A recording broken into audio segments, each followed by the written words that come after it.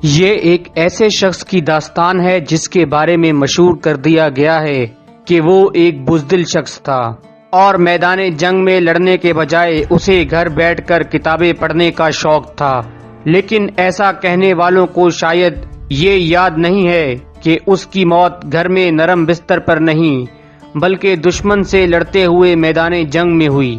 دوستوں، آج اس ویڈیو کو دیکھ کر آپ اصل حقیقت ضرور جان جائیں گے۔ کیا یہ ممکن ہے کہ ایک انسان کی دو قبریں ایک ہی جگہ پر موجود ہوں؟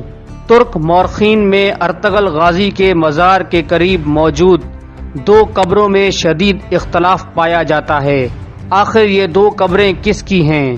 جیسا کہ ہم نے ڈرامہ سیریل ارطغرل غازی میں دیکھا کہ ارطغرل غازی اور حلیمہ سلطان کے 3 بیٹے تھے، گندوز الپ، ساوجی بے اور عثمان غازی۔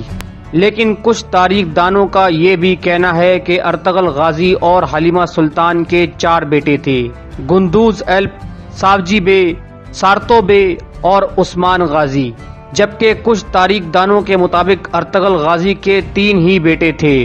ساراباتو اور ساوجی ایک ہی بیٹے کے نام ہیں۔ ان کے مطابق ساوجی ایک لقب ہے جو اس دور میں ان کو دیا جاتا تھا جو اپنے قبیلے کے سفیر کی خدمات انجام دیتے تھے، کیونکہ ساراباتو ارطغرل غازی کے دور میں اور پھر اپنے بھائی عثمان غازی کے دور میں بھی اسی منصب پر فائز رہے۔ لیکن دوستوں، سوغات میں ارطغرل غازی کے مزار کے باہر 2 قبریں موجود ہیں، جن میں سے ایک پر ساراباتو اور دوسرے پر ساوجی بے لکھا ہے، اور یہ ناممکن سی بات لگتی ہے کہ ایک ہی انسان کی ایک ہی جگہ پر 2 قبریں موجود ہوں۔ بہرحال اس ویڈیو میں ہم آپ کو ان ساوجی بے کی تاریخ بتائیں گے جنہیں آپ ڈرامہ سیریل ارطغرل غازی اور قرلس عثمان میں دیکھ چکے ہیں۔ بعض مورخین کے مطابق ساوجی بے 1237 میں پیدا ہوئے۔ اگر اسے حقیقت مانا جائے تو عثمان اور ساوجی بے کی عمر میں تقریباً 20 سال کا فرق ہے، لیکن ڈرامہ ارطغرل غازی میں یہ فرق تقریباً 5 سے 6 سال کا دکھایا گیا ہے، کیونکہ اکثر مورخین کے مطابق عثمان غازی کی پیدائش کا سن 1256 یا 1258 عیسوی ہے۔ ساوجی بے کو بچپن سے ہی کتابیں پڑھنے اور علم حاصل کرنے کا بہت شوق تھا، حالانکہ اس دور میں جنگ کی تربیت حاصل کر کے ایک اچھا جنگجو بننے کا زیادہ رواج تھا۔ ان کا ماننا تھا کہ کوئی بھی ریاست علم سے زیادہ ترقی کر سکتی ہے۔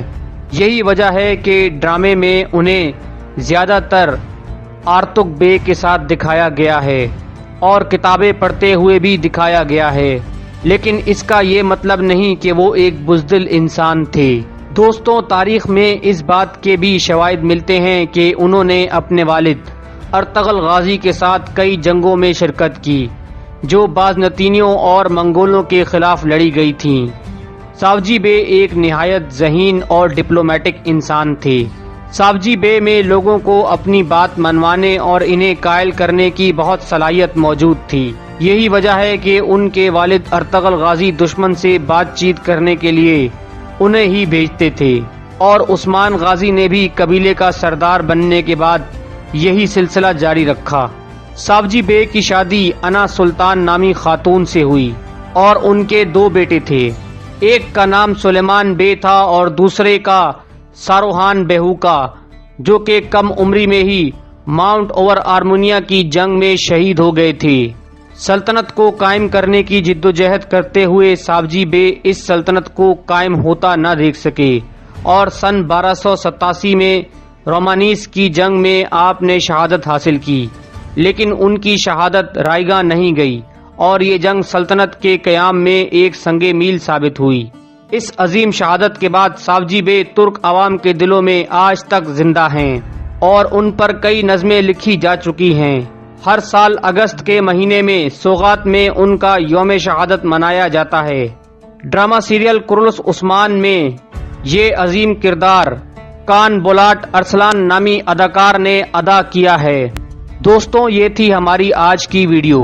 مزید اس جیسی معلوماتی ویڈیوز کے لیے کر لیں ہمارا چینل علم کی لائبریری سبسکرائب اور ساتھ موجود بیل آئیکن بھی پریس کریں تاکہ رہتے رہیں باخبر آپ ہماری ہر نئی آنے والی ویڈیو سے۔